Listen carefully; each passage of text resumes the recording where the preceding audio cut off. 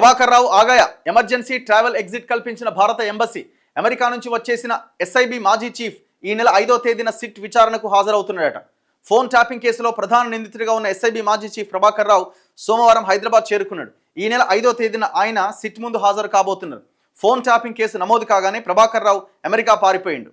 మొత్తానికి నీ ఆస్తులు అటాచ్ అయితే నాయన అని కోర్టు చెప్పడంతో దవక్కు అని దిగిండిగా. ఇక ఉన్నది అటు ఇటు పోతట్టుంది. నేను సస్తదచ్చినగా నా పిల్లలకైనా వస్తుంది అనుకున్నా, మరి ఏమనుకున్నావు. నాంపల్లి కోర్టు నువ్వు జూన్ 20వ తేదీలో రాకపోతే నీ ఆస్తులు అటాచ్ అయితే నువ్వు ప్రకటిత నేరస్తుడిగా పరిగణించబడుతుందని. తర్వాత మళ్ళీ సిట్ సుప్రీంకోర్టుకి వెళ్తే సుప్రీంకోర్టు కూడా చాలా క్లియర్గా చెప్పింది, నీకు బెయిల్ ఇస్తున్నాం, నీ పాస్పోర్ట్ మంజూరు చేస్తున్నాం, నిన్ను ఆగస్టు 15వ తేదీ దాకా 5వ తేదీ అనుకుంటా ఆగస్టు 5వ తేదీ దాకా నిన్ను అరెస్ట్ చెయ్యరు, ఇక ఆర్డర్స్ ఇస్తున్నాం, నువ్వు రా ఫస్ట్ అయితే అని కోర్టు చెప్పడంతో దిగిండు మాస్టర్.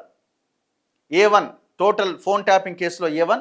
ఈయన మరి ఎవరి పేరు చెప్తాడంటే కేసీఆర్ పేరే చెప్పాలి. ఎందుకంటే చేయించింది ఎవరు, ప్రభుత్వంలో ఉన్నది ఎవరు, కేసీఆర్.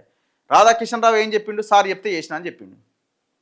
కేసీఆర్ చెప్పడము, ఈయన చెవులో పడడము, వాడు ప్రణీత్ రావు అనే బ్యాచ్కు చెప్పడము, వాళ్ళు ఫోన్ ట్యాపింగ్ చేయడము, ట్యాపింగ్ చేసిన సమాచారంతో రాధాకిషన్ రావు గారు ఇంకొక టీంని పెట్టుకొని వాళ్ళు దాన్ని ఎగ్జిక్యూట్ చేయడం. సో ఇట్లా ఈ మాఫియా ముఠా అంతా ఈ పని వ్యవహారం నడిచింది. మరి ఈ కేసు ఎంతవరకు పోతుంది అన్నది చూడాలి. దీంట్లో ఈ మాఫియా ముఠాకి డాన్ ఎవరంటే కేసీఆర్ అండ్ కేసీఆర్ కుటుంబం.